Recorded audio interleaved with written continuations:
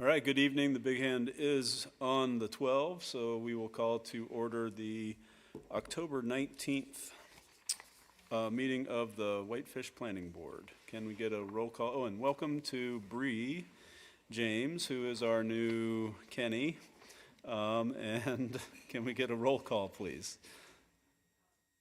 I thought we weren't doing roll call anymore. We're not doing roll call anymore? Yeah. Oh, okay. Oh, we just say who we are so Bree can write it down. Okay. I've missed a couple planning board meetings recently. So let's start with Toby then. Toby Scott here. Whitney Beckham. Steve Quinnell. Scott Freudenberger. Okay, and we do have a quorum. First item on the agenda is a call to order and roll call. We did that. Next item is agenda changes. Anybody have change to the order tonight? I have a question for you, Wendy. Items 1 and 2 in the public hearing are pretty much the same thing. Can we have one presentation and take two separate motions for that? Yeah, exactly. That's what I was thinking. Okay. So is that clear with everyone? So one is a zone change and the other is a PUD, and we'll have one presentation and one public comment period, and then we will have two separate motions to approve or deny. Okay? All right. Any other agenda changes? Okay. The next item is approval of the minutes of the September 14th meeting. I make a motion to approve the minutes I'll as second written. that. Okay, it's moved by Toby Scott and seconded by Scott Freudenberger. Any discussion on that? Okay. Those in favor, raise your hand. Those opposed? Okay, that one passes unanimously. The next item on the agenda is communications from the public for items not on the agenda. Is anybody here to speak on something not on the agenda? All right, Mel. Hello, Mallory Phillips, 937 Kalispell. I just wanted to make a comment. I don't know, somehow I missed it, that the planning board is available to watch on YouTube, but you can't comment like you would on a city council meeting. And so just for accessibility reason, there's a lot of reasons why people might not be able to make it. Would love to see if it's possible to move the planning board onto Teams like you do with the city council meeting. Thank you. Thanks, Mallory. Anybody else here to speak on something that's not on the agenda? Okay, we will move on to our unfinished business. We don't have any, which brings us to our public hearings. We have advertised for 4 public hearings tonight. So we'll start with WZC 23-05, a request by Holbrook McCarthy and Ben Davis for a zone change on 2 parcels. This is Wendy. Okay. So again, like we just mentioned, that this is 2 separate actions for one particular project, and the zone change is needed in order for the PUD to be approved. So the first request is a zoning map amendment. The applicants are requesting a zone change consistent with the growth policy in order to facilitate that PUD. There are 2 parcels. 808 Edgewood Place, which is undeveloped, has WR4 on a portion of it, and then the remainder of the lot is zone WLR. We think there was maybe some sort of lot line adjustment that happened at some point in the past, and that's why there's 2 zoning on 1 lot. The other parcel is 830 Edgewood Place, which is currently developed with a single-family home and is zoned entirely WLR. And again, the WLR is our 1-family limited residential, which has a 15,000 square foot minimum lot size. All the growth policy depicts the WLR as urban, which is consistent with the WR2, as well as the WR1 and the WLR.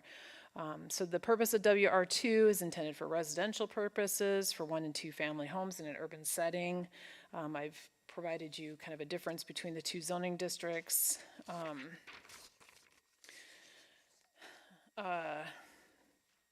The properties are surrounded by residential uses, including the recently approved multifamily project to the north. It is served by all public services and facilities. We hadn't received any comments until just this morning. I finally received one comment from a neighbor that is concerned, not in support of either the zone change or the PUD, and I've also passed that out to you folks as well. There's some general neighborhood impact concerns included in, noted that there are other options available within the WLR that could provide affordable housing. So we do review zone changes according to the criteria in the zoning regulations, made in accordance with the growth policy. Again, the areas that they're proposing for the WR2 are consistent with the urban land use designation. So it is consistent with the growth policy. The zoning will secure safety from fire, panic, and other dangers because city standards in the zoning will be reviewed at the time of development. The zoning promotes public interest, health, comfort, and general welfare because public services are available to the project, and it is included in the extension of services plan. Water and sewer are available to the property, and it is served by the city's schools or the schools, the city parks, and other public requirements. So all public services and facilities are available. It does provide reasonable provision for adequate light and air because the zoning has setbacks and lot coverage and all that other good stuff. And any development will have to conform to the building code.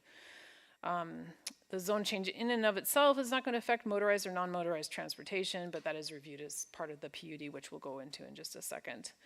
The zone change will promote compatible urban growth because it's served by public services, and it does comply with the growth policy, future land use designation of urban. So staff is recommending approval of that zone change. Then the next application is the actual PUD itself. So they are proposing a residential PUD to overlay to develop 42 rental apartments, a mix of 1 and 2 bedroom apartments in 2 buildings on 1.66 acres located at 808 and 830 Edgewood Place. Building 1 is located along the north property line, parallel to the east-west alley.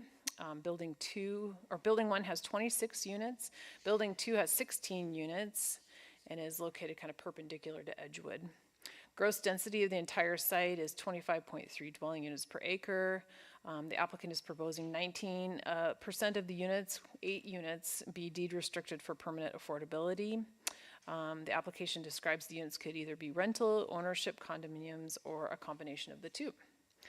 Access to the site is by 2 private driveways off of Edgewood Place that would loop through the project.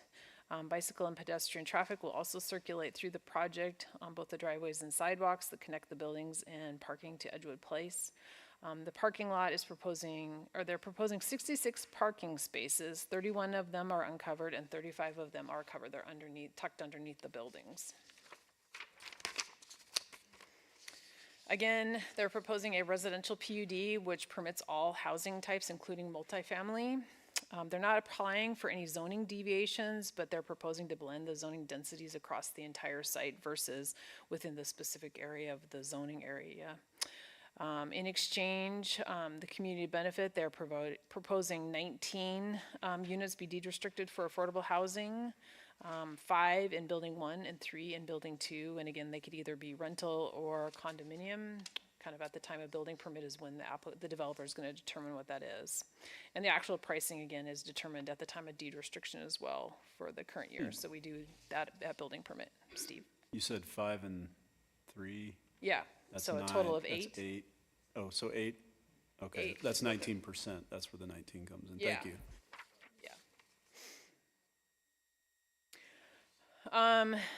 So they're also, because they're providing affordable housing, we do have those optional incentives that they can use. They're proposing to add a little bit of height up to 40 feet, which we're allowing if you're providing affordable housing, but no greater than 3 stories, and then reduce the parking for the 2-bedroom or greater unit. The parking would require 76 spaces, but with the incentives, they're building 66. Currently, there's 1 single-family home residence at 830 Edgewood Place, and then 808 is vacant. The property, again, is surrounded by residential uses, including the recently approved project to the north, the Whitefish Community Corridor. The project is served by all public services and facilities. We noticed adjacent landowners. We did a dual notice for both the PUD and the zone change. We review PUDs according to the criteria and the zoning regulations. There's no water bodies, streams, or wetlands. The property's fairly flat, but the area is mapped as potentially having high groundwater, and as such, they'll need to do high groundwater monitoring during the groundwater monitoring season. The area hasn't been identified as crucial habitat, but it's likely deer, bear, and other animals move through this area as they do everywhere else in town. They will have to have bear-proof garbage cans. We did notify Montana Fish, Wildlife, and Parks of this application, but we didn't receive any comments. Staff is going to recommend a condition of approval that a tree preservation plan be submitted in compliance with the new landscaping chapter. As far as open space, generally the PUD chapter requires 30% open space, but when you're providing affordable housing, you can reduce it down to 20%. And they are actually providing a little bit more at 15,523 square feet, which is a little over 21% open space. Those areas are scattered throughout the project, meeting the minimum standards in the PUD chapter, being available in the dimensional requirements. Staff is recommending a condition of approval that a landscaping plan be submitted along with the building permit that could further refine how these open space areas are going to be used.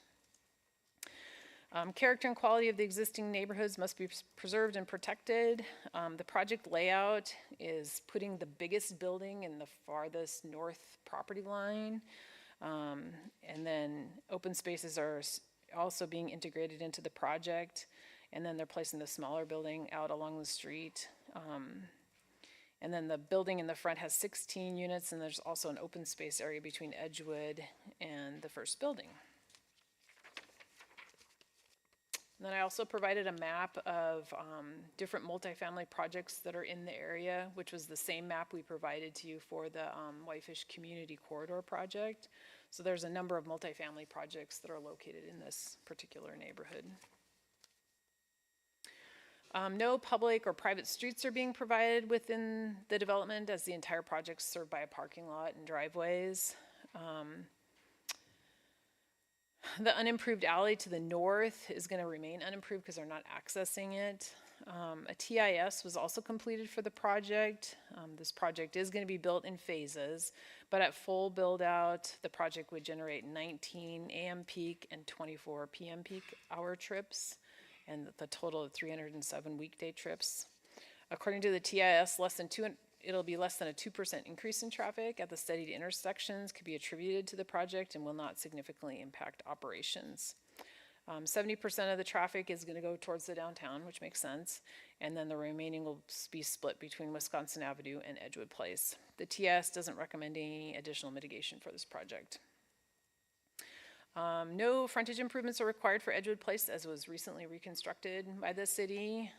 The reconstruction included sidewalks and full frontage improvements, street trees, street lights, curb gutter, all that stuff. A shared use path is located on the south side of Edgewood Place, and folks that are in this development could access it by either going to Edgewood in Texas or Edgewood in Colorado Avenue.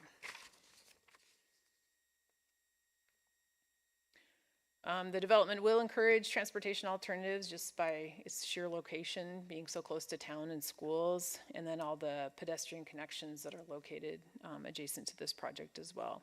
It is an infill project with easy pedestrian and bicycle access to the downtown area. There is one type of housing that they are proposing, which is multifamily in 2 different types of buildings. Again, the building to the north is more massive, and then the project to the south is a little bit smaller, and then there's varied look with an overall complementary design. The applicant did submit preliminary water, sewer, and stormwater information to the Public Works Department. Sewer will be extended from the alley, and water will be extended from Edgewood. There is sewer from this project goes through the Colorado lift station, and Public Works, as part of the engineering plan submittal, will request a capacity impact analysis of this lift station. And as I talked about earlier, groundwater monitoring will be part of the stormwater review.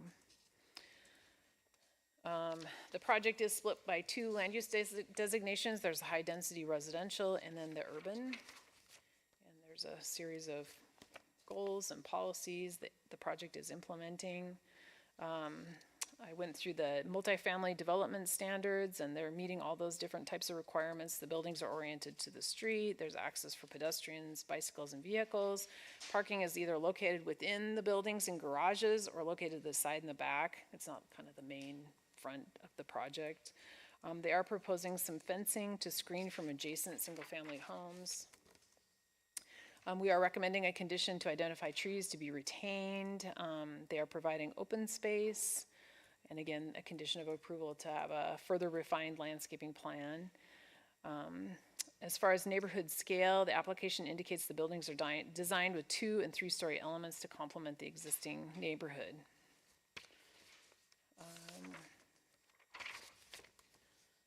Again, the fire and police departments have reviewed the proposal and found that they can adequately serve the project. And again, they're providing 8 deed-restricted units, either in rental ownership or a combination thereof, which helps implement our housing needs assessment, which again, as a reminder, the 2022 needs assessment said we needed 800 rentals by 2030 and 515 ownership units, of which 580 rentals and 800 must be below market rate. So this helps to facilitate some of those units. So staff is recommending approval, subject to 9 conditions of approval. Just to hit some of the highlights of those. Again, a tree preservation plan must be submitted with the engineering plans, because that's when they're starting to move all the dirt. And then prior to submitting a building permit application, we have conditions.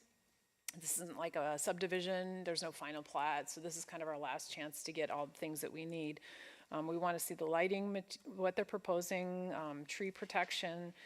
Again, it's 2 lots, they might have to do some sort of lot aggregation or lot line adjustment.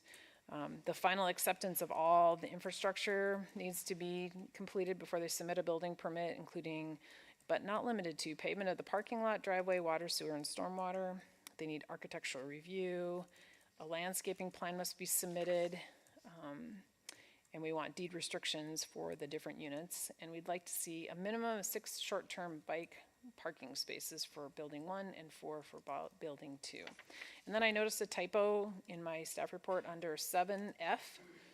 I think I took this from another staff report. I said a low wall or fence no taller than 4 feet. I don't know where that came from. So I would like to strike no taller than 4 feet, because they're proposing a 6-foot tall wood fence around on the edges to buffer from the neighbors. Can I answer any questions for you? And again, we will need 2 motions to. Yeah. Questions for Wendy? Go ahead, Scott. At the end there, Wendy, you talked about a possible lot line adjustment because it's 2 lots. What's the plan there? Because one lot is currently WR4 and the other one is proposed to be WR2. How does that lot line adjustment affect the amount of land per zoning designation? Well, it's an overall PUD for the entire project. You can't build, our zoning doesn't allow one to build a building across the lot line. Well, that's what I'm saying. So Right. now if they take the WR4, if they need a lot line adjustment and they take the WR4 and do an adjustment and make it larger, that by right increases density. Is that, I just caught that at the end when you're saying it, I didn't read that anywhere. I think one of the lots is actually split between WR4 and WLR. And we're looking at this as an overall project of Yeah. 1.66 acres. Public comment will be in a second. Yeah. Just a second. The zoning's not gonna change, just the lot line will be removed.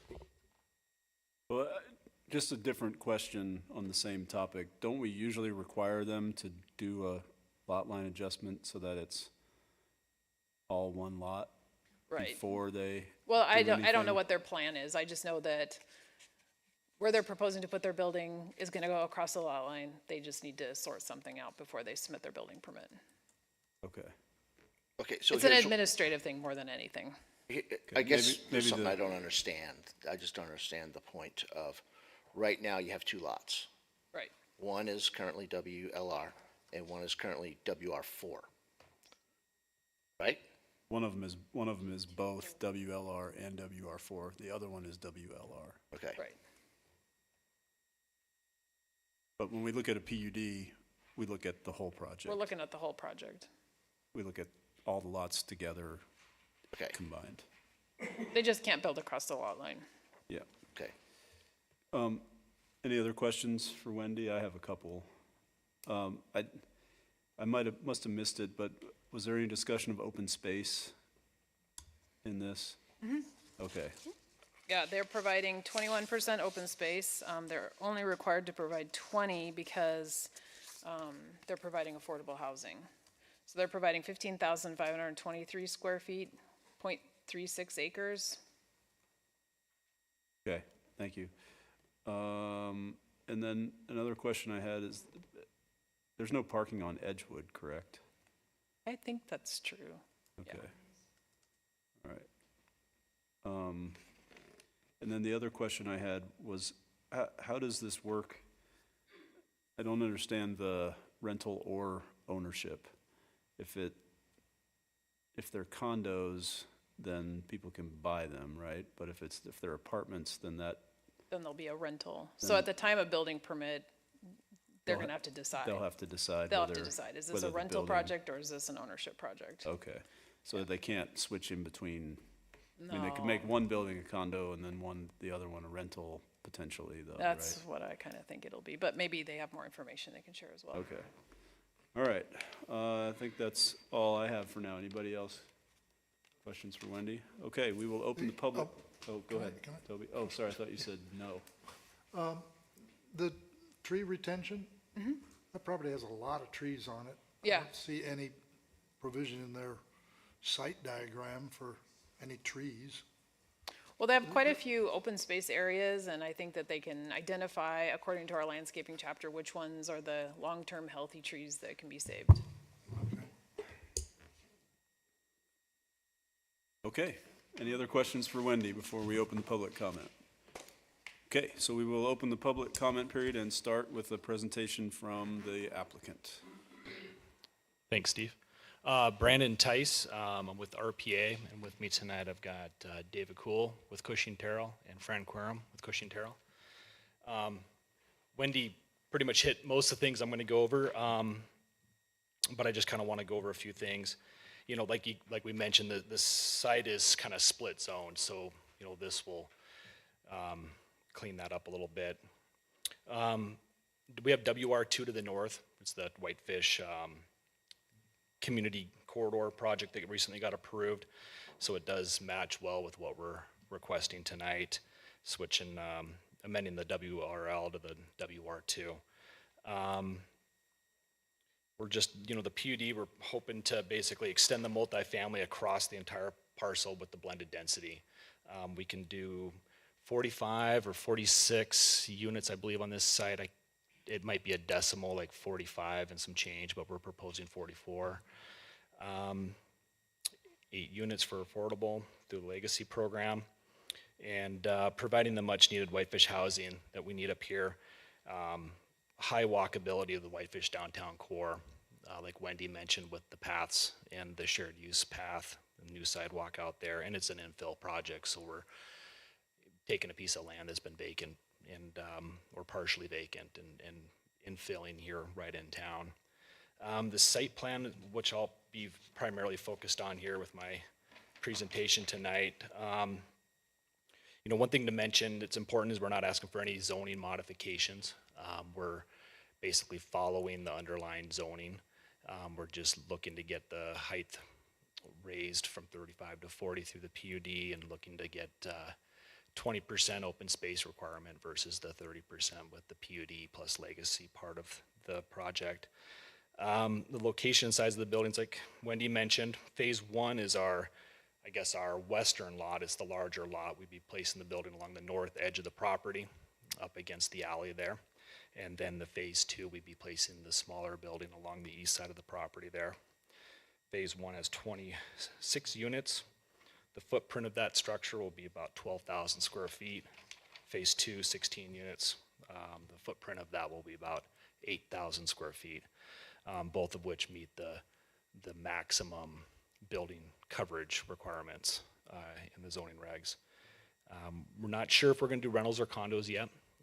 We will look at that as we develop the project and make that determination at building permit time. There was a question about the boundary line adjustment. Like Wendy said, we can't have a property line going through a building, so we will be moving that boundary line between the two lots a little bit to the east. And in your packet, you do have an exhibit that kind of looks like this. And there is a red line that kind of meanders between the two buildings, and that's what we're tentatively showing is the boundary line adjustment. The movement of that property line won't change the location of the zoning, so the zoning will stay. Open space on this site, about 21%. 20% is the minimum required by PUD and the legacy together. That does not include the area of the pond. So we're assuming that that shallow swale pond that we're proposing may have water in it at times, so that is not part of the open space calculation. We are proposing to put fencing, wood fencing along the west, north, and east sides of the project around the lot that is south of this project, 824 Edgewood, and there is existing fencing along much of the 800 Edgewood property that's to the south and west of our project. Parking, we're looking at 66 stalls, which is the required minimum for this project. 31 will be uncovered, 35 will be covered. Water, we'll extend an 8-inch water main into the site. We worked with the fire department and public works department on this to extend a water main, so we'll go through DEQ review on that. Off that main, we'll extend 2-inch water service into the buildings and then 6-inch fire lines in the building. So these buildings will be fire suppressed. And we will also be adding one hydrant in the middle area of the lot of the phase 1 part of the project. And that was a request from Travis with the fire department. So we've been working with him. One other thing that's good to mention on this is that we are providing 20-foot wide fire lanes throughout the site, adequate turnaround areas, hammerheads. We had several different iterations of this project that we brought to Travis, let him look at different things and kind of let him pick and choose what was going to work best for him and his equipment and crews. After several meetings with Travis, we landed on this option that you guys are seeing here tonight in the PUD packet. One other thing to mention is that, sometimes between phases you have disconnects, or you could have disconnects if you don't plan for it. This plan will make sure that we continue to provide the fire department with adequate access to phase 1 if phase 2 has not yet been built yet. So we're taking that into consideration as well. Sewer will be gravity, 4-inch sewer lines out of each building, north to the 8-inch alley in the main. Wendy mentioned the Colorado lift station. It's getting pretty old. It's going to need some upgrades. It's been a while since we've played with that lift station, but I think the Whitefish Community Corridor Group, I think it's WGM if I'm not mistaken, they're going to be taking a look at that lift station as well, but we'll probably team up with them and make sure that we are part of, the upsizing of that lift station to make sure it's meeting their development and this one as well. Stormwater is pretty straightforward, pretty much surface flow. We've got a couple of inlets that'll pick up some flow and pipe it to the pond. The pond will retain or detain, depending on how you look at it, the water, and then it'll be flow controlled through an outlet structure so that we're not sending any more water off the site than has historically came off the site. And then it will flow through pipes to Edgewood and be picked up by the brand new 24-inch storm main that was recently installed on that street. Water quality treatment will be taken care of by the pond as well, so we've got additional volume planned for that pond for sediment storage and for water quality treatment there as well. We've ran quite a few preliminary calcs on this. I've ran it all by Karn and Craig with the Public Works Department, and everything's looking pretty good on this design so far. You guys got new landscaping requirements that came out, I think, earlier this summer. We did revamp this design once we got those new requirements. These drawings do meet those new requirements. The traffic impact study, it's included in your packet as well tonight. Bob Ablin did that report. He did not identify any mitigation requirements that were needed in that report. Level of services are still looking really good even with this traffic on this development. And we're utilizing the recently upgraded Edgewood Place roadway corridor. I'll pause there. If you have any questions, I can answer. If not, I'll hand it over to David. You can go over some of the architectural elements that we're looking at on this site. Any questions for Brandon? My only question is about the stormwater. You do have to do a stormwater plan, right? We will. Yeah, Okay. we'll do a drainage. It's, you know, an H&H report. And a lot of times it'll be with our full engineering report for water, sewer, storm, access, all those things. We even do like some parking lot in those reports, kind of walk through all the calculations, but we will have a detailed stormwater report that will show pre and post construction, how we're handling the stormwater, Okay. how we're treating it, how we're flow controlling it, and then making sure that we're responsibly sending to that storm main, because that storm main was sized for a 10-year event. So we Okay. don't want to be overloading it. Okay. Yeah. Another question is about the fencing. So you're gonna, I mean, you're basically surrounding a property. You're gonna fence everything that goes around the property that's in the middle and then the property to the west as well? Generally speaking, that's correct. We're not exactly sure how far we'll take the fencing towards Edgewood. I think it would be kind of up to our neighbors. We would want to work with them and see what's appropriate for them as well. Okay. All right. Any other questions for Brandon? Okay, thanks, Brandon. Thank you.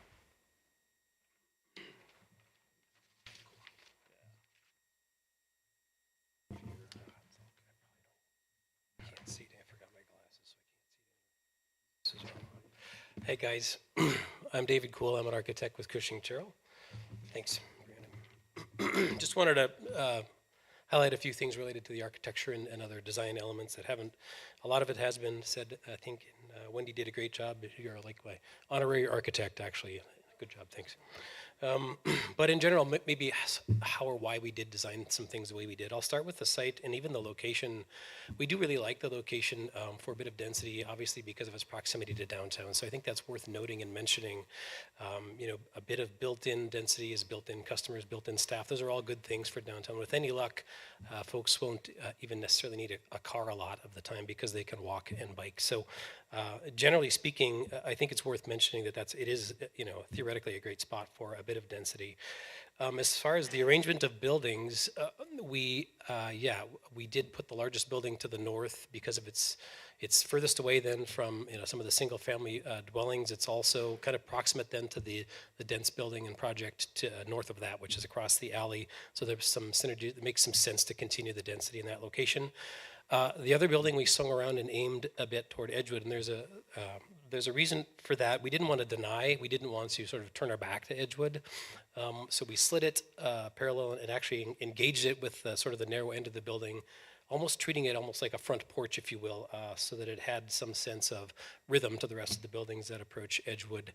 Didn't want to put a parking lot there or anything like that, so that made the most sense. We also stepped the building down to only 2 floors as it reaches out to Edgewood, so there was some rationale there. So that's the smaller building that addresses it like that. That location also provides, I think, some good access for the tenants for quick access to the walkable Edgewood streetscape there. Let's see. We also worked to reduce surface parking, and we did that through the tuck-under design, which you can probably see somehow in the packet that you have there. We actually put about half of the parking stalls underneath the building with garage doors. That's a nice amenity for the occupants, but it's also a great way to kind of reduce some site clutter, if you will, and tuck the cars away. The last thing about the site and the orientation, you know, with a building up here and a building down here, what we liked about that was, in general, there's a very, very simple site design, which is great. It's great to phase it that way. It also allows good views and even some great cross breezes in all directions. The building really isn't looking at its counterpart in that regard. They're both great north and south or east west views. As far as the buildings themselves, I think it's worth noting that in general the units are a bit smaller, where there are only 1s and 2s. There's no 3s or 4s or anything like that. They are fairly compact units. Hopefully, will be a little bit more cleverly designed as opposed to large. And I think hopefully that'll actually bring the price point down a bit. I think they're perfect with the legacy component for workforce housing, and the proximity to downtown is great. The hope is this is folks that will work right in the core of Whitefish as opposed to having to commute from someplace else. Related to the design building massing, you can kind of look at the drawings. We kind of went up and down with the buildings from 2 to 3 floors. We're not big fans of just 3-story brick buildings that are, hovering in place. We like to move the architecture from 2 floors at the end up to 3 and even down a little bit. To do that, we pulled units out of the 2nd floor in a few strategic spots to do that. Hopefully that adds a bit of variety and hopefully some architectural interest that way. Related to materials and character, what you're seeing there is kind of a first run at the character of it. We've played with very historic or very traditional, also very contemporary architecture. It's falling somewhere in the middle there. Obviously, we'll be meeting the Whitefish standards when all is said and done. But in general, we're excited to keep moving the project forward and answer any questions if you have any. Any questions for David? Okay, I guess you get off the hook easy tonight. Oh. Okay, all right. You have anybody else that's going to present tonight? Okay, all right. So we'll open up to the public. If you would like to speak on this application, please come up, state your name and address for the record, and tell us what you have to. The whole thing. No, we're holding a public hearing for the zone change and the PUD, the planned unit development. So if you have any comments about either one of those, please come up, state your name and address for the record, please.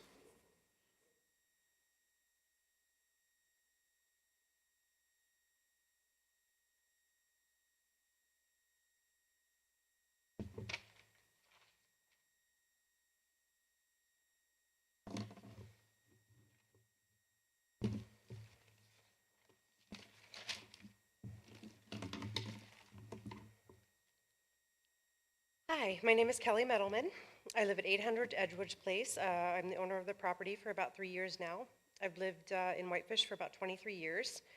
I was not ignorant to the fact that that beautiful lot of trees behind me would ultimately be developed when I bought the property.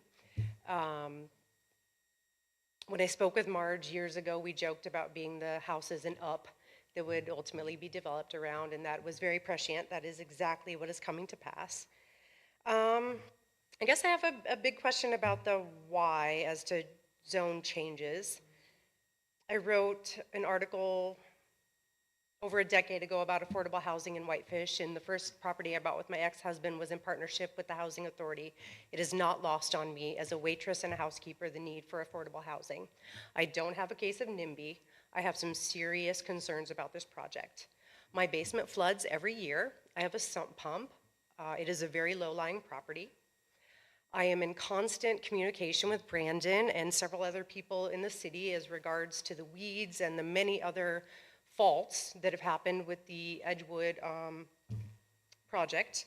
The fencing, 6-foot fencing with neighbors, changing from a single-family dwelling to the high density.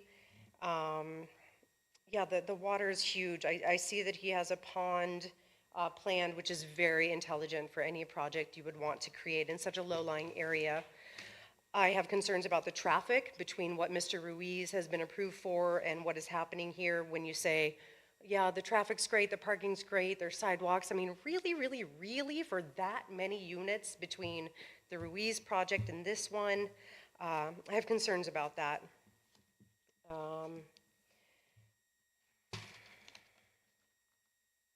I will sandwich in my positive comments like you do in an Oreo sandwich. I love the aesthetic.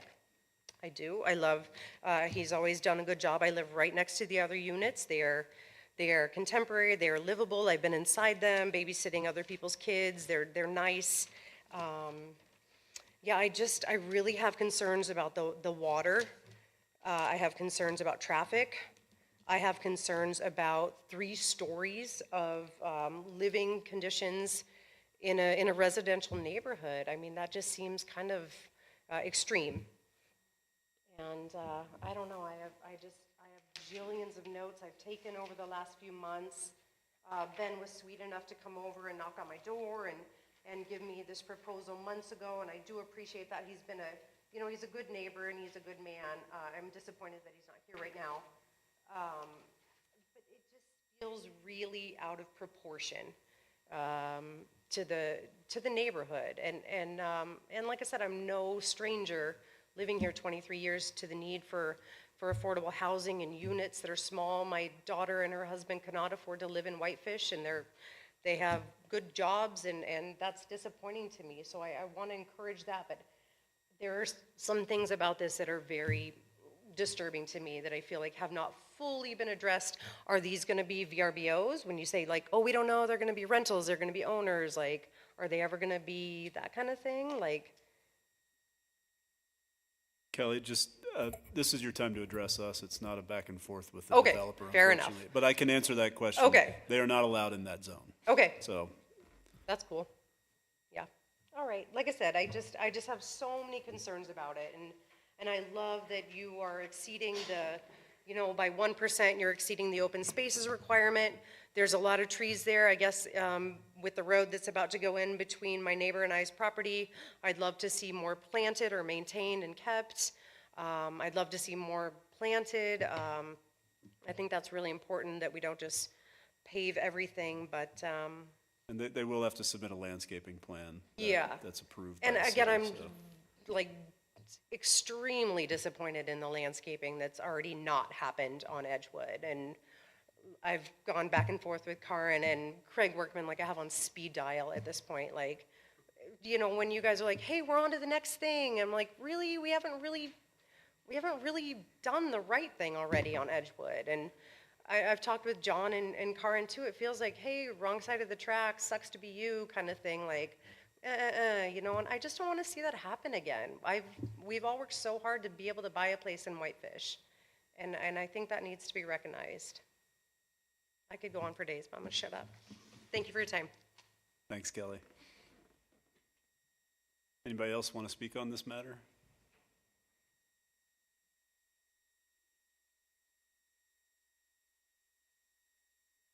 Hello, my name is Jeremy Harper. I'm here on behalf of Marjorie Uwe, who lives at 824 Edgewood Place. She's unable to be here. She's working at the Los Alamos National Laboratory on a federal contract, and she cannot leave. I'm a chief water operator for the Big Mountain Water Company. I'm a utility supervisor for Whitefish Mountain Resort. Marjorie Uwe is my girlfriend, and I've seen what she's put into this property, and if anybody's wondering, this is her property right here. This is her house that she's been working on for a decade. And I guess her concern here was who's benefiting from this, who's profiting, what Whitefish locals are benefiting from this affordable solution. We don't see it as an affordable solution. We see it as more condos, more places, high density going up. I don't see any reason for the zoning to change so that Ben Davis's property can be turned into a high density situation. With the project that's going on to the north, I think that enough is enough. I think that most of these units are being filled by folks from out of state that are coming here, remote workers that can afford these places. And I don't see it as benefiting anybody that's Whitefish locals or anybody that's struggling. And I guess I'm challenging everybody here to just tell me who's benefiting from this. Like, who are the people that are going to be moving into these places, and how is it helping them? How's it helping the community? We just kind of want to know, because this is, it's a big project in one of the few single-family limited zones left in this part of town. So we just kind of want to know, who is it? Who are the people other than Ben Davis and Seven Hills Construction and the people from out of state that are going to move into these places and fill them up and clog traffic and drive in and out of there and everything else?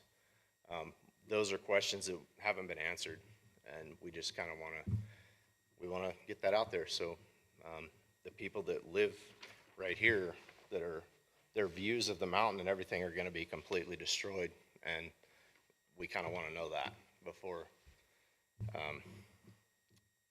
before we can make a decision on whether it's good for the community or not, I guess.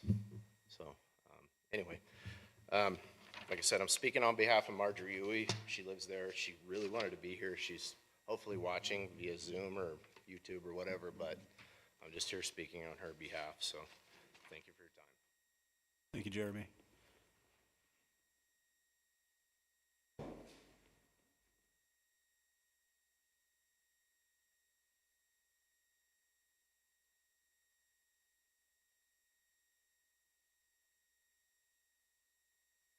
Name's Dakota Whitman. I am a board member at Shelter WF, and I live at 102 Dakota Avenue in Whitefish. I just want to answer the question that of who benefits from this. People like me, I do. Of someone who has, I feel like I'm beating a dead horse at every meeting, but little to no lateral mobility in the housing market, of being in a very precarious situation where those in my income range cannot afford to even sidestep to a different apartment of roughly the same size, and being one or two bad breaks away from having to leave the valley in general, that me, friends, coworkers who have all had many talks about housing, we are the people who benefit from this. Thank you. Thanks, Dakota. Mallory Phillips, 937 Kalispell Ave. So I'm going to tell a personal story, and then I'm going to represent Shelter WF. So from a personal perspective, I just wanted to tell a story about who benefits from housing like this. And like when I say housing like this, I mean apartments, because people in Whitefish have a bias against apartments. It's very obvious. So this summer, I met a woman who was homeless in Kalispell. She came up to Whitefish to get away from some of the stuff that was happening in Kalispell. I was able to help work with her to apply to the Whitefish Housing Authority, and she is now on her way to getting housing. So I think it's really, really important to remember that this is around, this is about people. This isn't about our ideas, about what apartments mean to us. These are real people who are on the streets, literally living in Baker Park, because they don't have housing. So I just think that that's really important to keep that in mind. Okay, so then as representative of Shelter WF, we support this zone change and PUD. Just a reminder, 57% of our workforce lives outside of Whitefish. This project is an example of a project that we want to see more of. This is an infill project. This has socioeconomic integrated housing. So for those that are saying this is just 8 affordable apartments, this is 8 affordable apartments. These are at least 8 people who currently cannot find housing in Whitefish that will be able to find housing in Whitefish, and we should not minimize that. We are lacking 1,300 units, and I know that a bunch of those need to be below market rate, but we have to keep it in perspective. If we deny because it's not the perfect project, then it's just gonna build and nothing will get better. So I just really, really want people to recognize that our apartments are a part of the solution. And for those in that neighborhood, I have empathy. Like, that neighborhood, I grew up here, that neighborhood has changed so much in the last 20 years. And neighborhoods like where I live over by the Duck Inn has barely changed my entire life. And so for those that are upset about this project, I encourage you to participate in the growth policy update and encourage density to be dispersed throughout the city so that more neighborhoods can take on some of the growth and change, because it's hard. It's hard when change happens, and that neighborhood specifically continues to take on a lot of the change that the rest of the town does not have to take on. So thank you. Thanks, Mallory. Anyone else wish to speak on this?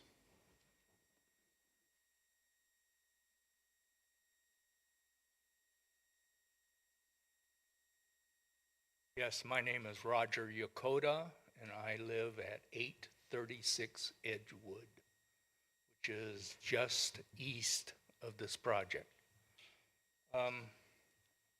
I've heard all of this, and I've heard the presentations, and my I can't fault this project that much in the fact on paper, because he is the developer, has got an awful lot of experience because he just has that.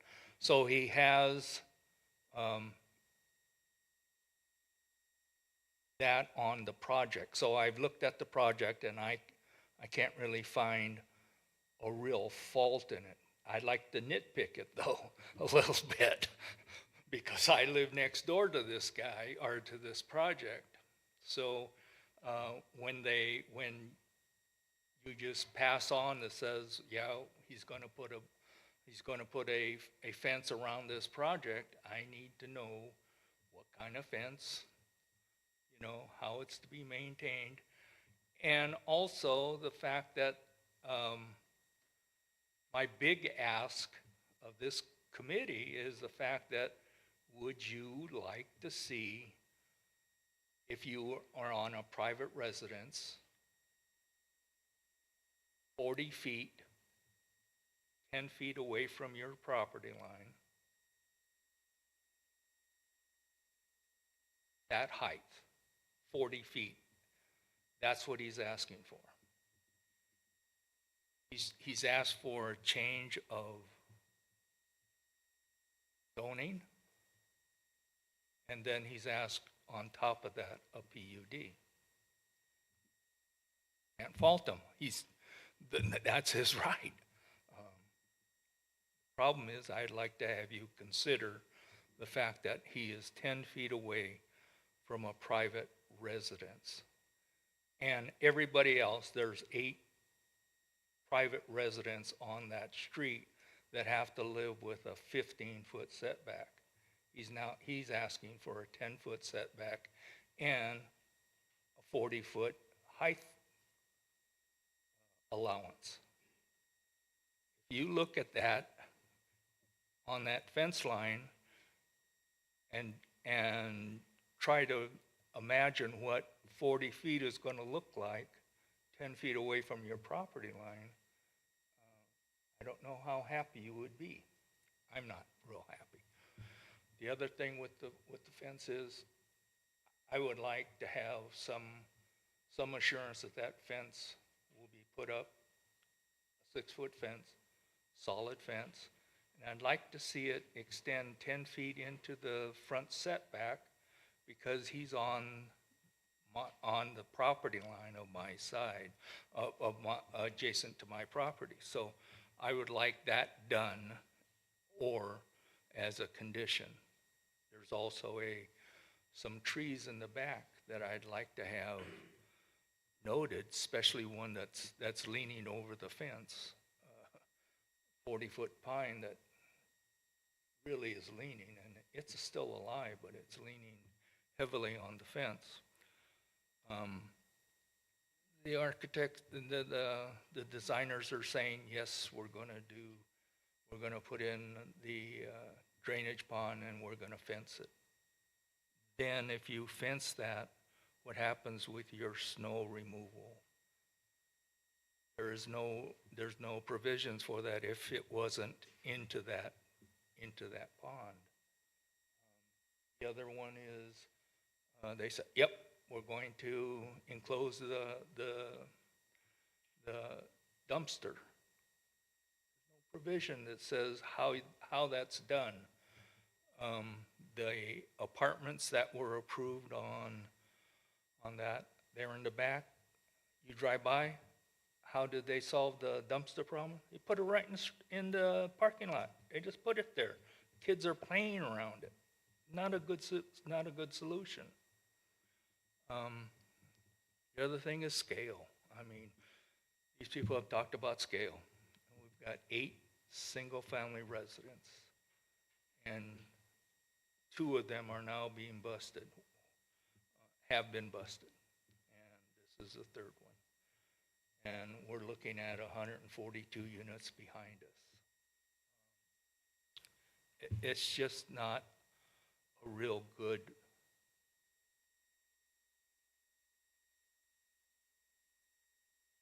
solution, I don't think, at least off of Edgewood. I'm not criticizing the buildings and I'm not criticizing the units, but I am asking that you look at the scale as it presents itself on Edgewood. The rest of the single-family residents are low on a single level. How do you adjust that scale? These people are saying that's right. We can go up 40 feet, and we're going to give you architectural abutments and make it look like, I don't know what it's going to look like. But break up. They're not going to do a 40-foot square building, and that's in that proposal. But, it should be noted that, you know, it's going to come out to 25 feet of Edgewood. That's what I think the plan shows. Thank you. Thank you, Roger. Anyone else wish to speak on this matter? Okay, before I close the public hearing, I'm going to ask the developer to come up, and I just have a couple questions to kind of clarify for my own mind. Can you just tell us where this might be for the architect potentially? Can you clarify where exactly you're going to go up to 40 feet?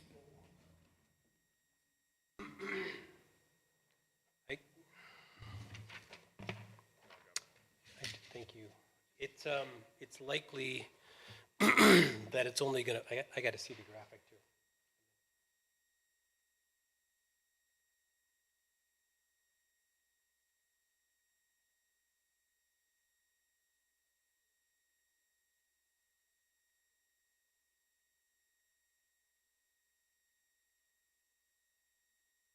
So, you know, you can kind of see the peaks here, everything else is sloping away from it. We can't go higher than 40, so we're hoping only to touch it at the high points and then it drops down. And as we approach Edgewood, it slopes down even just to 2-story. I don't know if you can see this, but just to 2 stories. Also at the ends there and here and here. So we're trying to, you know, provide ups and downs, if you will. So it isn't uniformly 40 feet anywhere, if that helps. Yeah. And you scaled, that was kind of led into my next question. It sounded like you scaled the building that's going to be perpendicular to Edgewood. You scaled the part that faces Edgewood down lower than the rest of the building. Yeah, and I think this is the elevation. Sorry. Yeah, you can see it drops down from the high point, steps down again to 2 stories, and then it even slopes down toward Edgewood to be over here, if that makes sense. Yeah, okay. Yeah. So, That's what I thought I heard you say. And then the fence, would you be willing to work with Mr. Yokota in terms of the right- materials and. Yeah, materials and the kind of fence that. I think we can certainly agree to do that on behalf of the developer, yeah, certainly. Yeah. Okay, You bet. Sorry, hang on just a sec, Wendy. Yeah. So the fence rules, they didn't ask for a deviation to the fence height standards. You can have a 6.5-foot high fence on the sides and rear, but bounding the front yard setback, so that'd be like 25 feet out, you can only go up to 4 feet. So there was no deviation asked for the fence height, so. Okay. But let's.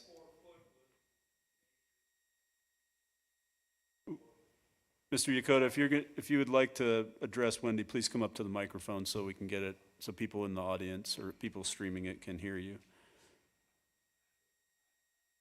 I understand what the. Come up, Roger, you need to speak in the microphone. I understand what the intent of the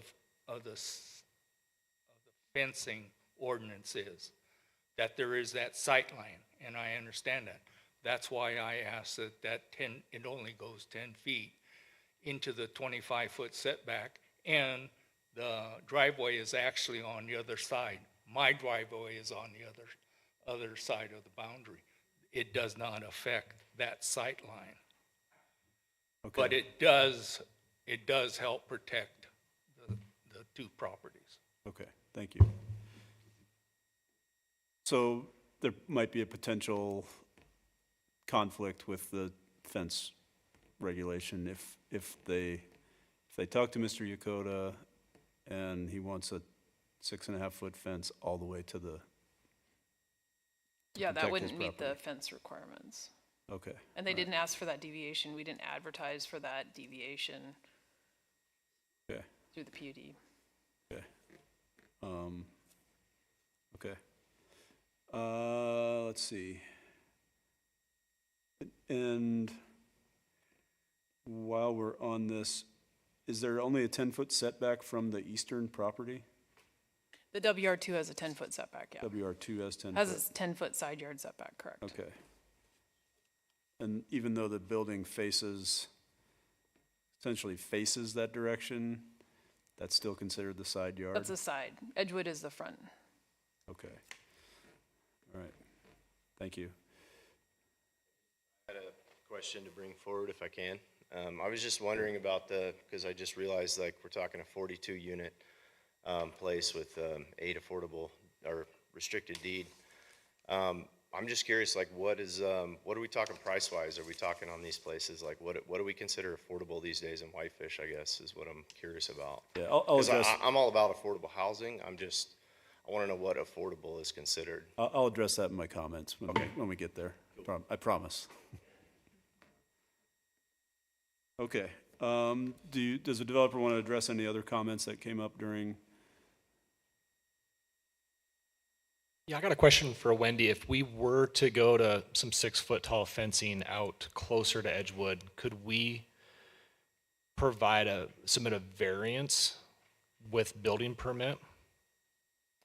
No, because you'd have to show there's some sort of hardship, and there's no hardship. You're asking for, what you would be asking for is a zoning deviation through the PUD, like as part of your project for some reason.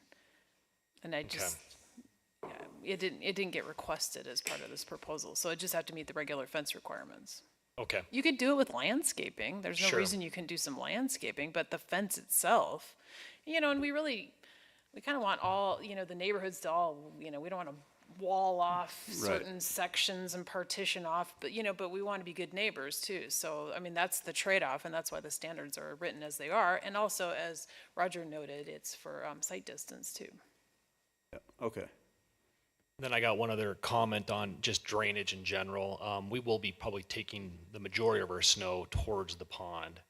But we have been looking at the grades of that pond and trying to get it as low as we possibly can so that we can still have a hydraulic grade line back to the new main in Edgewood to hopefully pick up some of Kelly's runoff in her backyard as well. She's got, like she mentioned, a sump pump. It runs quite regularly, especially in the spring. So we're very mindful of that. So the pond that we're designing, it's all clay out there. It's not going to be infiltrating water. It's not designed for that. Our calcs are for a solid bottom pond with no infiltration. Once it gets to the pond, it'll stay in the pond, and then it'll leave the site through a sealed pipe system. So. Okay. Thank you.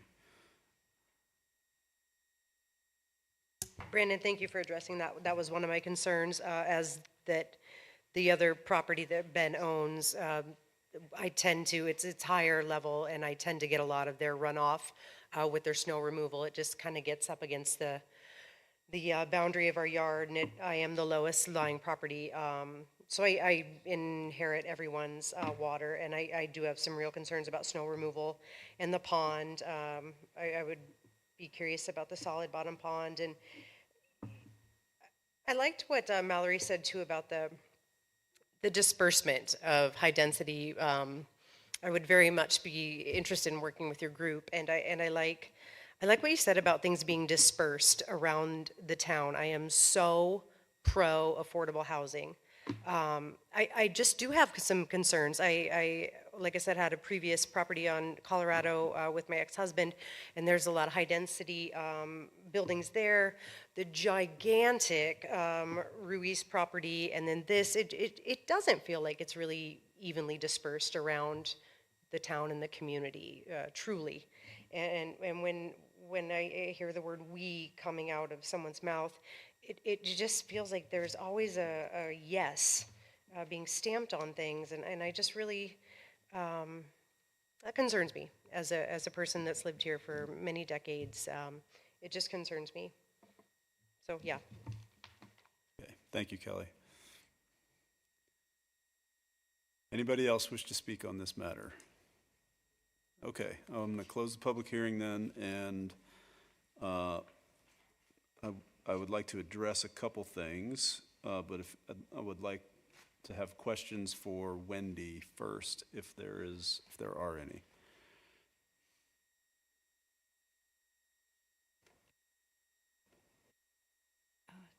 Okay. I have a question about the new non-limits that are in place on ADUs. So that all just changed. So by right, anyone can build an ADU in Whitefish. And what got expanded in that? Can you just relay that? So if you have a single-family home on a single-family lot, you can add an ADU on your property with just a building permit up to 1,000 square feet. And the height on that? And there's no height limit. I mean, it used to be a height limit of 24 feet. Now it's 35 feet. So it can't be any bigger than the single-family home or 35 feet. So I'm just, thinking of possibilities for this properties in the neighborhood without coming through us at all, like how the world is changing thanks to this state government legislature, what's happening that we have no control over, so things that we're seeing in a lot of places and will continue to see around Whitefish that are not at all, part of planning department, just this is a restriction coming in. So that was just from my own knowledge and what can happen in a neighborhood that's not density, but that can be quite close to someone else and also large and tall, right outside of your window. That's my one question for this. Any other questions? Wendy, can you remind me what the percentage of AMI they're proposing in this? Rentals are 60 to 80% area median income with an average of 70%. And then the ownership, if that's what the route they go, is 80 to 120% AMI with an average of 100%. And those, I think, were before you folks at City Council kind of recently, what those updated numbers were. Luke brought that to City Council. So I'm not sure exactly what they are today. Okay, so I think in my head, I think area median income is somewhere in the neighborhood of $60,000 a year. I think that's true. So that's hopefully that answers that question. That's how this is based on. It's based on your income. It's based on the area median income that's calculated every year, right? Right.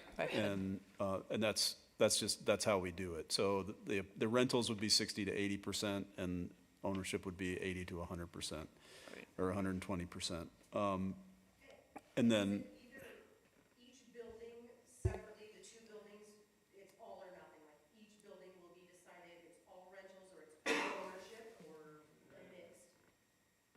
my understanding is that it will be all, that it'll all be one or the other. You can't really have condos next to apartments, in my understanding. No, it's the entire building. Yeah. So, and then the way that the housing authority works is basically these would be turned over to the housing authority, and then the housing authority would have a list of people that qualify for these at these income levels, and then whoever the owner or property manager is the one who decides who gets to rent those places. So that's how the process works. So in terms of who gets to live in these places, they cannot be short-term rentals because they're not zoned for it. And knowing the developer, he wouldn't stand for it anyway. And then the process of how somebody qualifies for it is based on income, and that's the process we have here in town.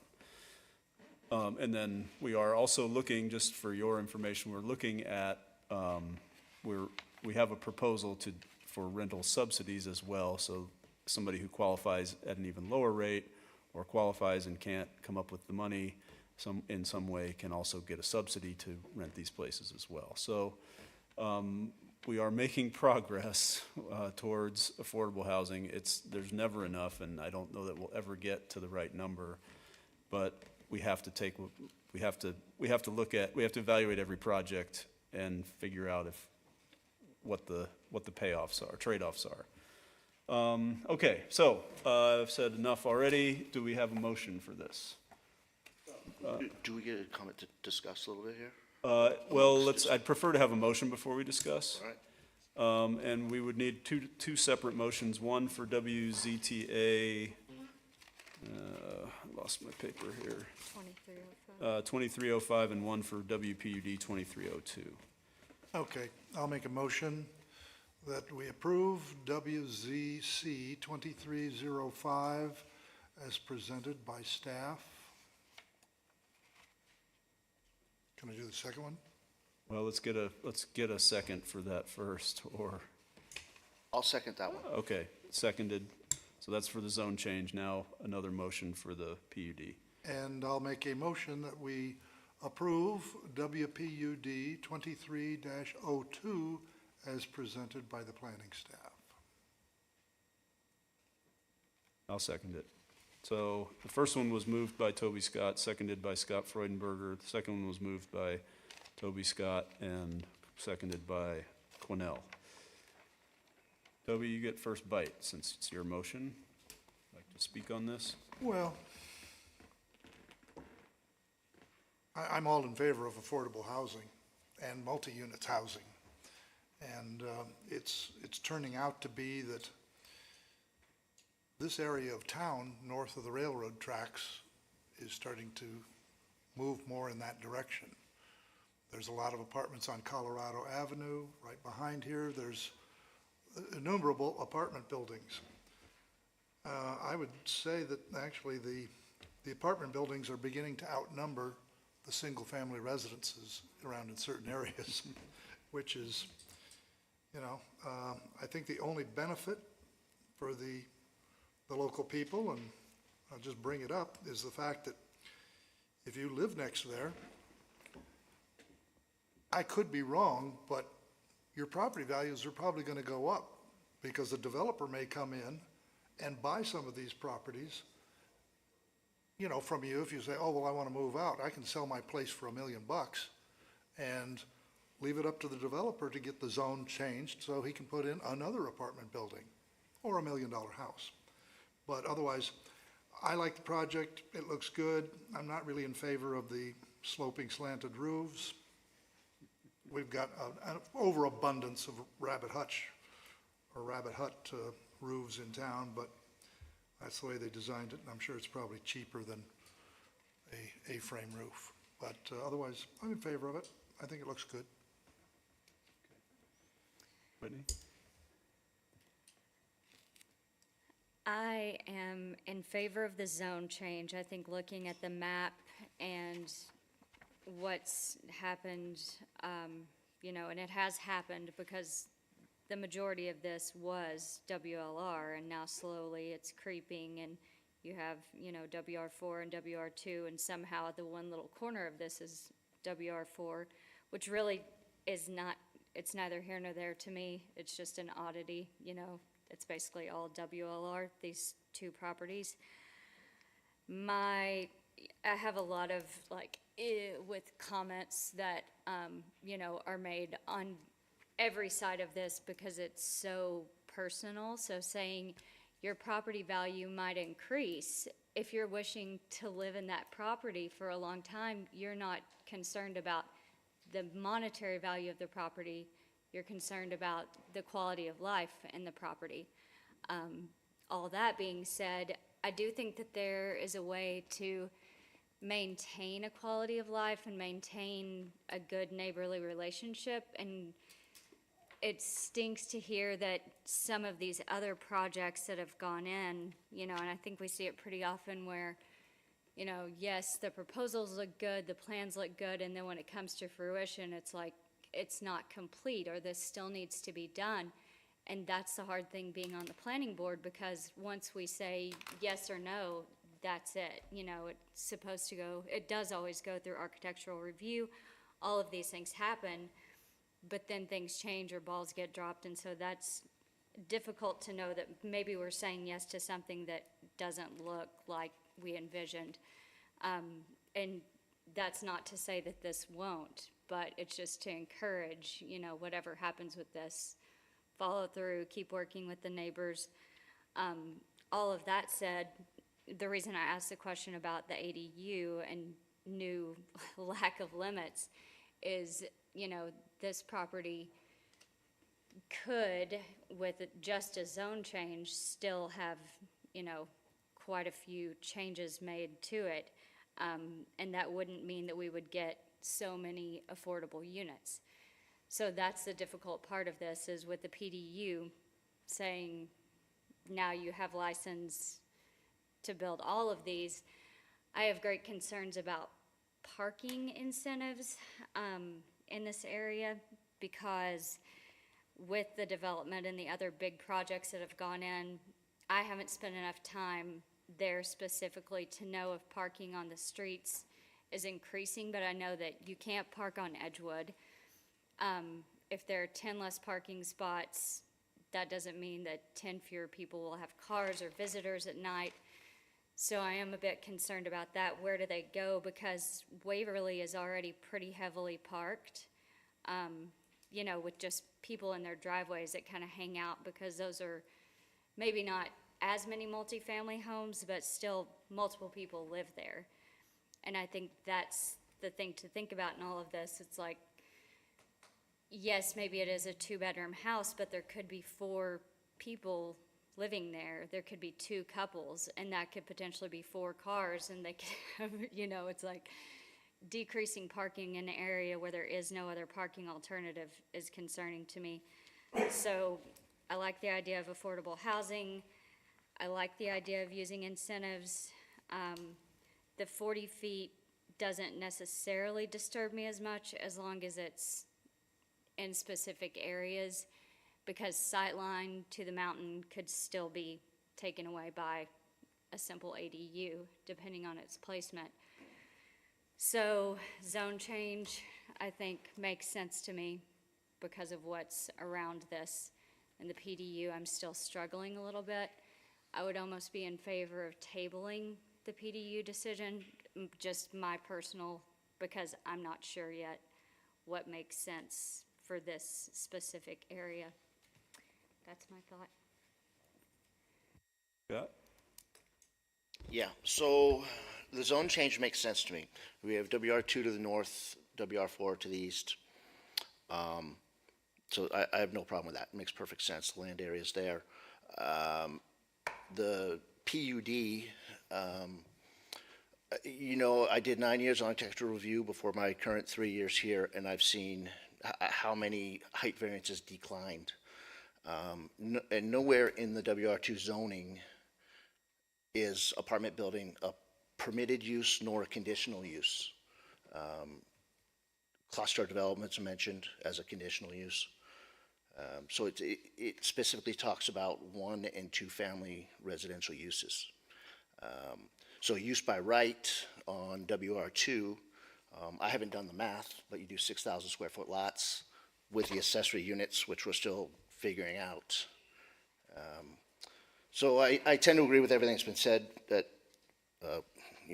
Whitney just said, but I like the zone change, but I think the massing, the big building, the height variance, yes, we're getting 8 affordable units out of it, and I, obviously appreciate that. However, there may be other alternatives with the permitted ADUs, and many more of them possibly.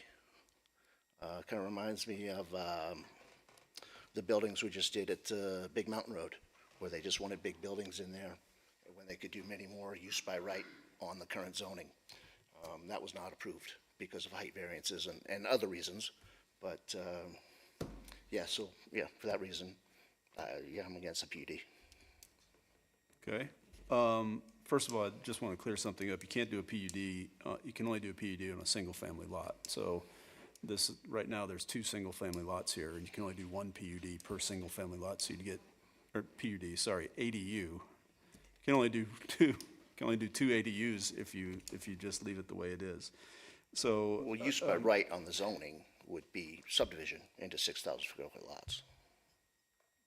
If you build single-family homes on each of those, yeah, you're not going to get 8 affordable units out of it. So underlying everything, you're not going to get 8 affordable units out of it. They won't be deed restricted because we don't have any way to deed restrict ADUs. So, I mean, I understand your argument there. I think it fails on logic, though. I do want to address a couple comments about dispersion, because that is one of the goals. It's written right into the current growth policy that we have, that we adopted in 2007, is that we will have affordable housing that is dispersed throughout the community instead of in enclaves. And this project actually does that. We don't have anything that says we don't want to have too many apartment buildings in any one area. But, but that is kind of the trend, as Toby mentioned, on that side of the viaduct. It's also designated in the growth policy as an urban area as well. Current zoning doesn't meet that, but we have a lot of areas in the city where the current zoning, because the zoning in a growth policy says this is what the future could be. And so you look at Edgewood Avenue, and it can handle some density, and it's close to town, and it can get people into town real quickly without having to get in their cars and drive. So that's why it's designated that in the growth policy. But what's there and what has always been there is limited single-family residential. And this is where it gets really difficult in the affordable housing conversations, because neighborhoods will have to change. And I don't, when I first looked at this, I was like, I don't like the idea of surrounding someone's home with two driveways. It just doesn't, I don't like that. And we have to look at what the benefit is to the community overall. And that is what a PUD has to provide, and providing 8 affordable units does provide a community benefit, especially if the rentals are from 60 to 80% permanently deed restricted. That's in perpetuity. They can never be rented for more than what somebody who's qualified at that level. They can't be rented to anybody else. The only way we're going to solve this problem in our town is by taking what we can get from here and there, and this is not built to what it could be either. The density is less, not by much, but the density is less. And I guarantee you, if they just build duplexes there, because that's what the zoning would be, if we don't pass the PUD, that's what the zoning reverts to, is WR2. We're not going to get any affordable units out of it, and it's going to look pretty dang similar to what's there now, to what they've actually proposed, not to what's there now, excuse me, but to what they've proposed, because a duplex can go up to 35 feet. And, we have to really take this seriously. I hate it for people like Kelly, who have been here about the same time as me. Same thing happened in my backyard. I didn't like it. And now my basement floods. And, and there's 2 units that are not affordable. They are not affordable at all, but they're duplexes, and that's what happens to some of our neighborhoods. So what I would like to figure out, maybe Wendy, is if I want to make sure that, that the screening, whether it's a fence or it's landscape, and I'm pretty sure you guys will work with the people that are there. I don't know if we need to make it a condition of approval to work with. We've never had a condition of approval that said they'll work with the neighbors to make sure that the landscaping is agreeable. We just kind of take it on faith that that's what you'll do. And you've been in front of us enough that I think that you do work with the families, you work with the people that are around you. And in terms of what's happened on Edgewood, all of us cringe at that. And it comes up at city council from time to time. And my understanding of it is that the developer is the one who dropped the ball on all that stuff. And so we're trying to figure out what we're going to do.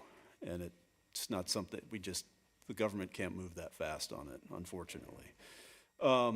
So I do support the PUD. I do support the zone change. I don't see how we could prove the zone change and just leave it open to building duplexes there. That just doesn't make sense to me. A PUD is designed to get the best use out of a piece of property that has different values to it. And by just changing the zoning, we're not going to get any affordable housing out of it, and it's just not good planning, in my opinion, when we have a PUD that's gonna work with the site as it is. So I do support the proposal. I support the zone change and the PUD. So if there's any other questions or comments, now would be the time. Otherwise, we'll vote. Okay. Under the PUD, recommendation 7F, do we need to say something to take out the no taller than 4 feet? Like a friendly I amendment? mean, I think in Toby's motion, he said as amended by staff or as proposed by staff, and Wendy said we need to change that. So is that good enough for you, Wendy? Yeah, that's fine. Okay, and when it gets to council, it'll be amended, okay. And then I also just want to comment that, there was the question of who is this benefiting? And, we want to know who because we live here, and I get that question, and I do think that the more quantity of housing we have will benefit everyone. It's a question of where it goes and how it goes in, but no matter what it is, having more will stabilize the market and make it possible for everyone who wishes to live in Whitefish, everyone, to have a place to be. Our workers, our service industry that desperately need housing. So I'm torn on this, but I definitely appreciate the affordable housing. We need it, and just quantity of housing. This neighborhood has taken a lot of the brunt of that, so that's recognized. Okay, let's vote. So we'll take the first one, WZC 23-05. Those in favor, raise your hand. Those opposed, so that one passes unanimously. And the next one is WPUD 23-02. Those in favor, raise your hand. Those opposed, and that one passes on a vote of 3-1 with Freudenberger in opposition. So just for those of you who are still in the audience, this will come to council November 6th. November 6th, and that will be for final approval. So now the recommendation will be to approve both of these. And just, I do agree, again, that we need more dispersed affordable housing. We need to figure out what neighborhoods can take more density and not leave it all on the north side of the viaduct, and find places where it makes sense. And that is, if you were here for the growth policy discussion, that is why we're going to spend a year gathering data on that, so that as we create this new growth policy, we take those things into account and we find the right places for higher density projects. So with that, we will move on to WZTA 23-09, a request by the City of Whitefish for a zoning text amendment to combine the Board of Adjustment and Planning Board into a single community development board and a couple other things. Dave. Good evening. So based on Senate Bill 130, which allows counties and municipalities to consolidate boards, zoning commissions, Board of Adjustments, planning boards. We're bringing forward this code amendment after having a work session with the City Council, where they like this idea. As you probably know, sometimes we have problems getting members on boards, the Board of Adjustment, planning board. So in this case, what we're going to do is consolidate the Board of Adjustment and the planning board, as well as you guys technically act as a zoning commission as well, which is something that the state law allows you to do. Into one board with a similar makeup of 7 members. And so these text amendments basically go through the code and eliminate all reference to the Board of Adjustment, the sections of the code that aren't in the zoning, outside of the zoning, that talk about Board of Adjustment, and then wherever it talks about Planning Board, it's being changed to a new Community Development Board. And while we're going through that, we also made some changes where in the code it talks about, there's a lot of shalls in there, and our attorneys tell us the word must is better than that, so we changed that. And then there's a few other kind of minor changes as we were going through things. Just, you know, it's an opportunity to read through sections and look at where things have changed over the years that we may need to make some minor amendments.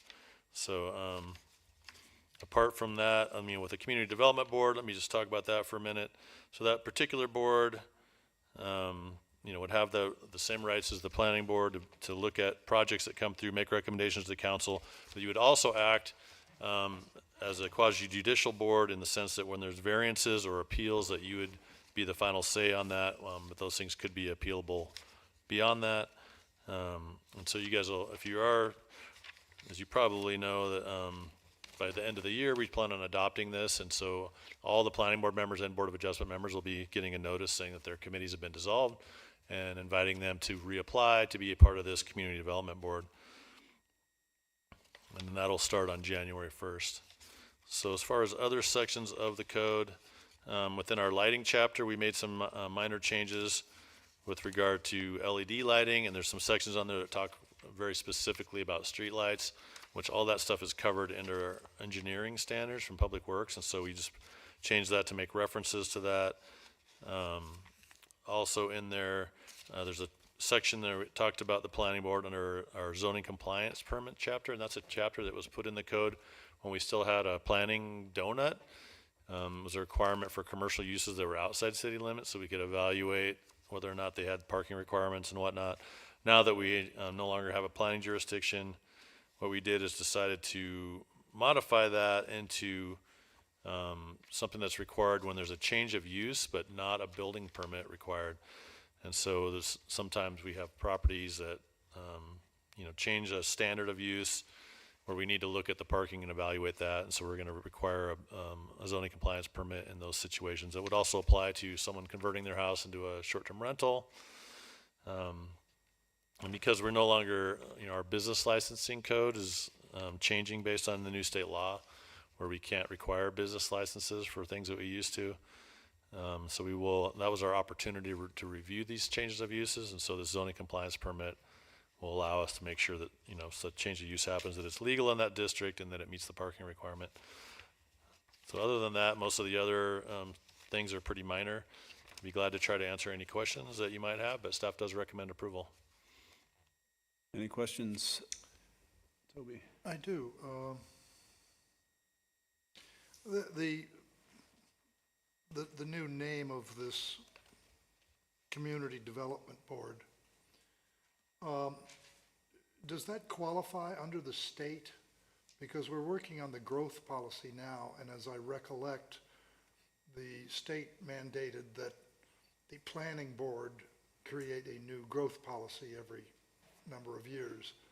And if we don't have a planning board, does this serve the same purpose so that it qualifies? Yeah, it does say it's a combination of those three boards. And so the under state law that allows you to have a planning board, a zoning commission, which, you know, makes recommendations like you did tonight on what zoning should be applied in different places.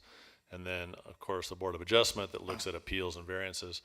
And so, you know, what the state called it in Senate Bill 382 was the Consolidated Land Use Board. We did not want to call it that, even though club sounds cool as an acronym.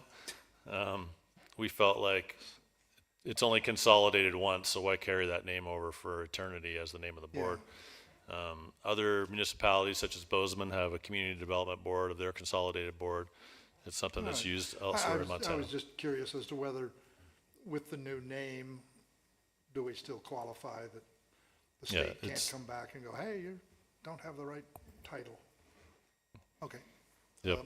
Otherwise, no, I understand it. Okay. Any other questions?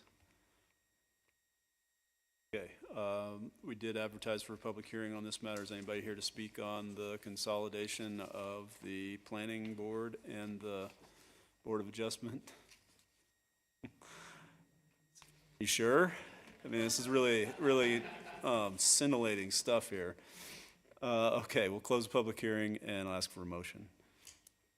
Once again, I will make a motion to approve WZTA 23-09, the creation of the Community Development Board as presented by planning staff. I'll second. Okay, it's moved by Toby Scott, seconded by Whitney Beckham. Any other discussion on that? Okay, those in favor, raise your hand. Those opposed, like sign, and the motion passes unanimously, and we are on to our last public hearing. Is the planning department name going to change? No. Okay. It looks like it's already gone out of business down there with all the cobwebs. Okay, we're on to our last public item tonight, which is WZTA 23-10, a request by the City of Whitefish for zoning text amendments to our vendors and reduce limits, public noticing, and other restrictions on food vendors in commercial zones. Dave? All right, good evening once again. So recently, on September 5th, staff had a work session with the City Council where we talked about our current food vendor regulations as they operate in the city and the potential to possibly make some changes to them, reducing some of the restrictions that they have. The regulations, back in 2010, there wasn't really much restriction. People just get a business license and they kind of set up. There was people operating on private property without permission and things like that in those days. And so staff put together some regulations, which we kind of were vetted through the community. There was a little bit of pushback from some of the brick and mortar businesses when this was first we came up with the regulations. And so the regulations were fairly tightly controlled on what vendors could do and their hours of operation, how long they could be on the site, whether or not they could have seating, and things like that. And it was kind of an onerous process where we notified all the neighboring properties within 150 feet. So we've been doing that, for the last 13, 15 years. And, very rarely do we ever get a comment on vendors. I think the community is fairly used to them.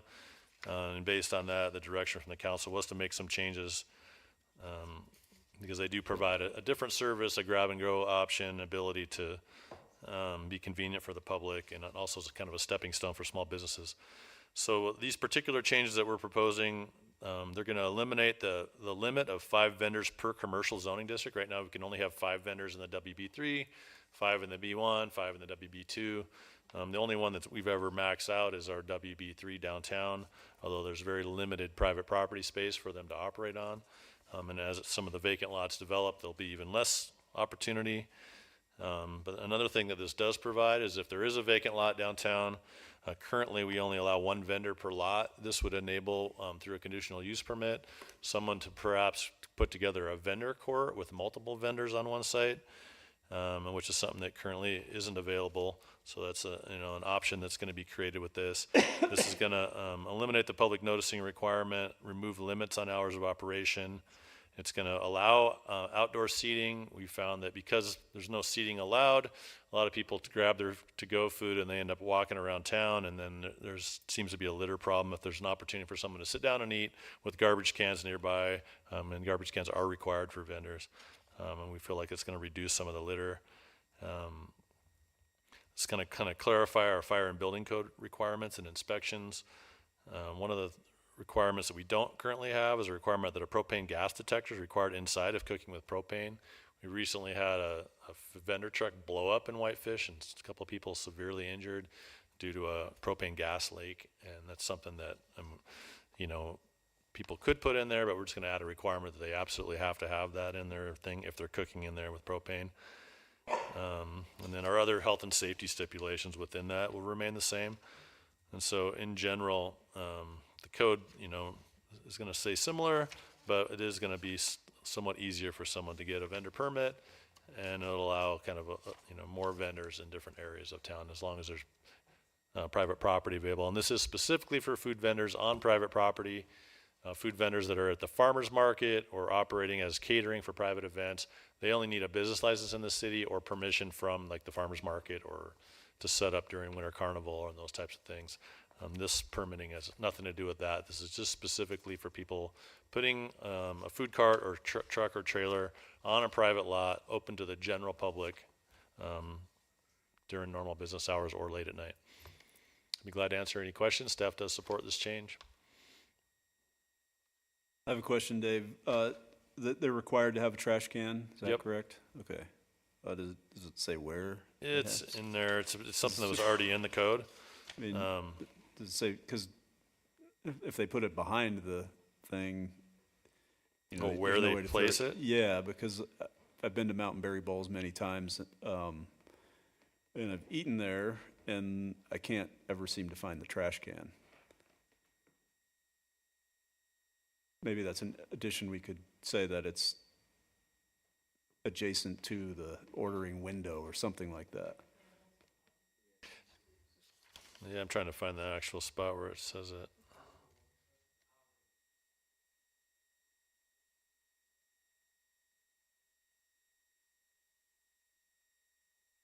Yeah, it just says you're not allowed to sell food or beverages unless there's available for public use, a public garbage can, which is available for the patron's use. I mean, that's just what it says under C2.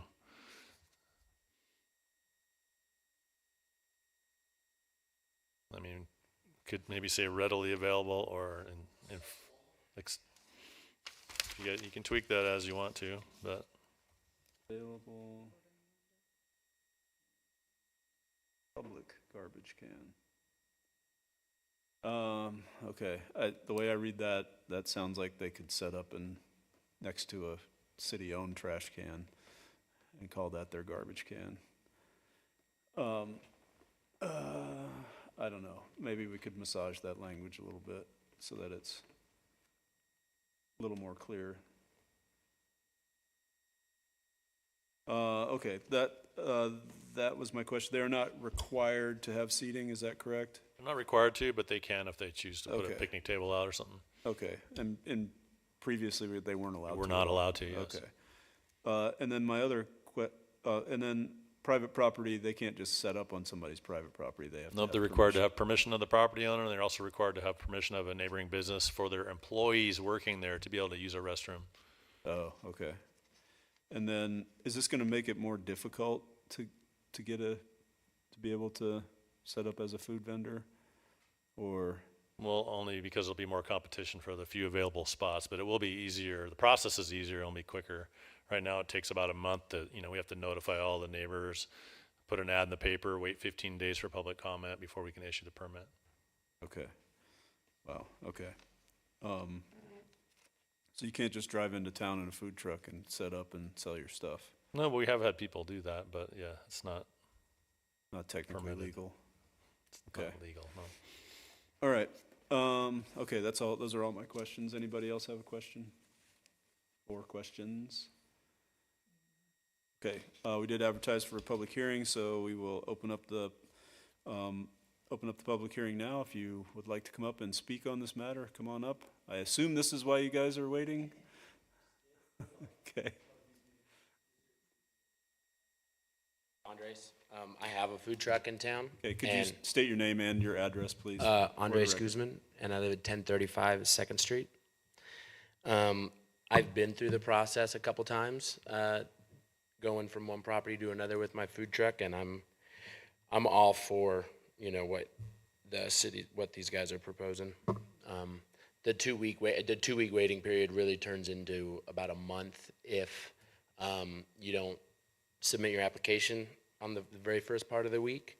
And the seating it would help business, but for me, I've been operating more at night over the last couple years, and it does kind of bum me out sometimes when I'm walking home or walking back to work the next day and I see something that I know I sold, a plate or a to-go box that I know came from my truck, and it's because they walked off, sat on a curb somewhere, and then, just left it and walked away.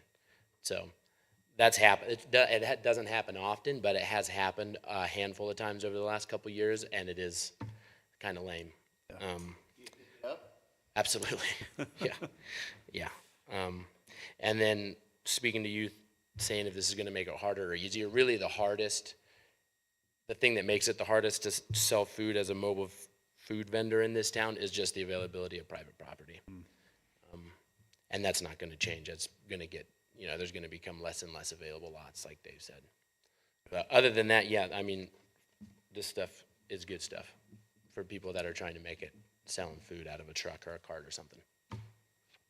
All right. That's it. Thank you, Andreas.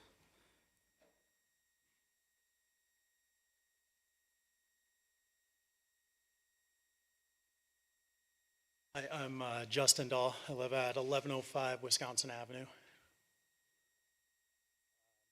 So I work for some people that own the downtowner lot in Whitefish here. So I've worked with Andreas on doing a contract with him to have him sell on that lot downtown. And I will say, even though there are 5 food trucks allowed downtown, I couldn't find 5 people. We have various other lots around town. We're trying to fill more locations, and people, food truck vendors, did not want to come into Whitefish. They'd rather stay in Kalispell or Columbia Falls, where it was more conducive and easier to get a permit. So I think speaking for some of the food truck vendors, it's just, we're kind of, out of Kalispell and Columbia Falls, we're kind of the odd ones out here, making it more difficult for really what feels like no reason. I'm in favor of this change. Thank you. Thank you, Justin. Anybody else? It's your last chance.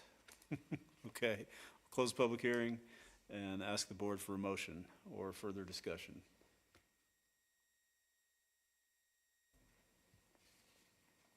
I will make a motion to approve WZTA 2310 and add one amendment. Okay, let's get the motion approved and then we can add a friendly to it. I'll second it. Okay, moved by Beckham, seconded by Scott. What would you like to add, Courtney? Whitney, sorry. God, Okay. jeez.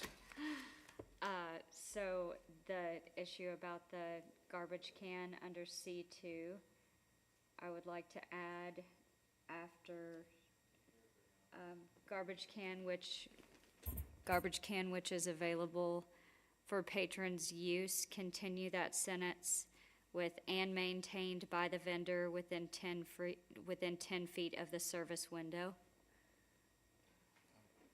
How would I delete? Use a public. The word right before. Delete that. Is that necessary to delete it? Sorry. It currently says consumption unless he or she has available for public use a public garbage can, which, as Steve said, that Okay. could mean if they pull up next to a So, can on a corner, yes, delete the public garbage. delete the public and add the earlier stated phrase. Got that, Wendy? I'll second it. Did you get all that, Wendy? Or Dave, whoever's taking care of it? Okay. So we'll vote on the, anybody want to comment on the motion, on the amendment first? Okay, I think it's a good idea. Nice job with the wording. Those in favor of the amendment, raise your hand. Okay, opposed? So the amendment passes unanimously. I just want to say one thing. Any way we can make it easier for you guys, please let us know. I think it's important that we diversify our food offerings in town as well as our housing offerings, because not everybody can afford to eat in town. And food trucks are just the way of the future. We need them. We need them here. It's, who knows what the next thing will be, but right now, having a variety of food trucks in town, I think, is a really good thing. I don't think it takes away from the businesses that. Well, you can't get a place in the summer anyway. You can't get a reservation in the summer anyway. So anything we can do to make it easier, let us know. I have a question. Yes. A question for staff. And this is just out of curiosity. What is now a parking lot behind the O'Shaughnessy dilapidated ice cream store at the corner of First and Central. That's all a parking lot back there. Did O'Shaughnessy give the Great Northern or whoever permission to use it as a parking lot? And would a food truck have to get permission from O'Shaughnessy to park his truck there.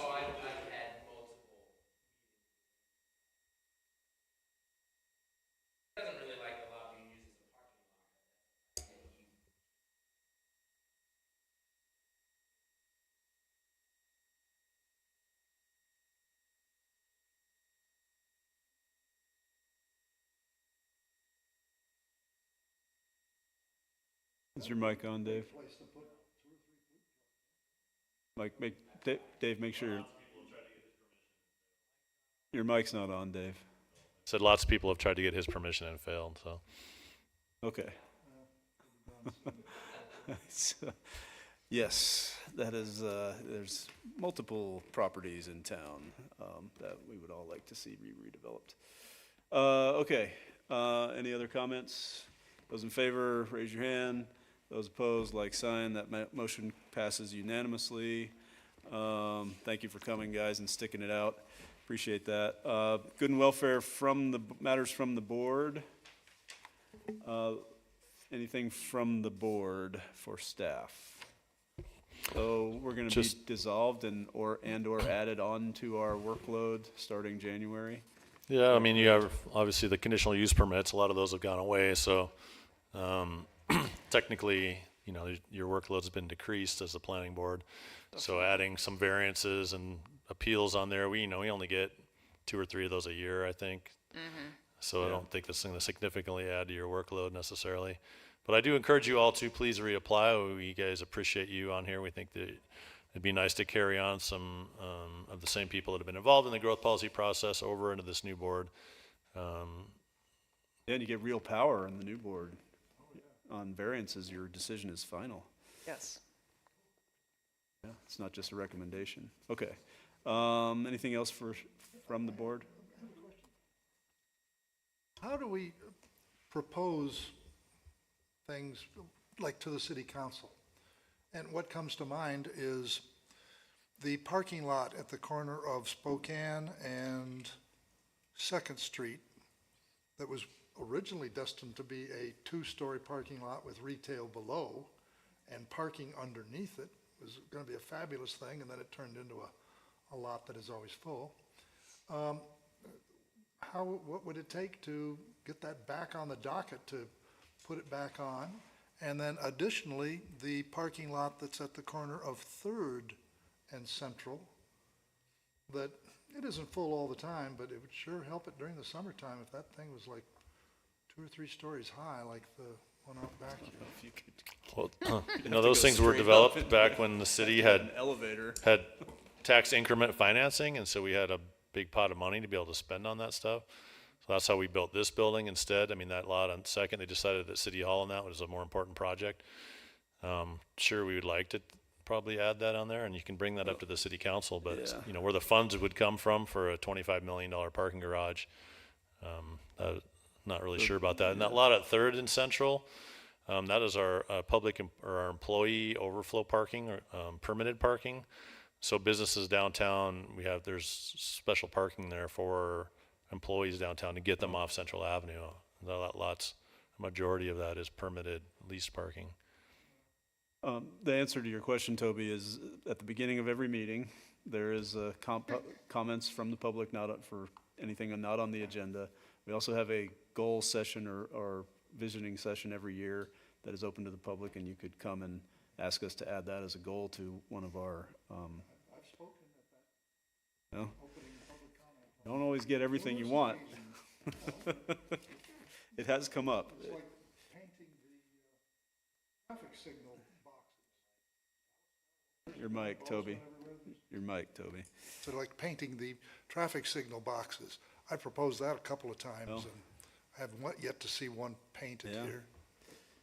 I guess we like those silver boxes rather than a piece of art on the corner. Well, talk to the Boy Scouts and have an Eagle Scout project be painting those boxes. And then come to the city and say you have a plan, and then it'll probably get done.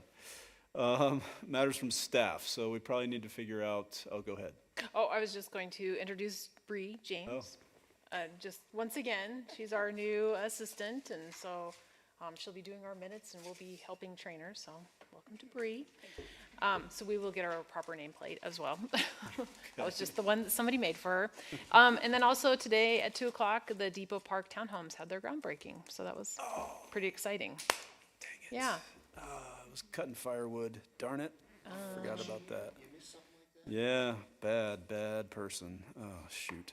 Okay. Yeah, Thanks for so reminding me. I think this week they're gonna start moving dirt to, they gotta put in water, sewer, stormwater roads, all that good stuff, and the corner of Railway and Columbia. The old city snow lot. The old snow lot. Yep. So they broke ground today. They That's broke awesome. ground today. Yeah, it was very exciting.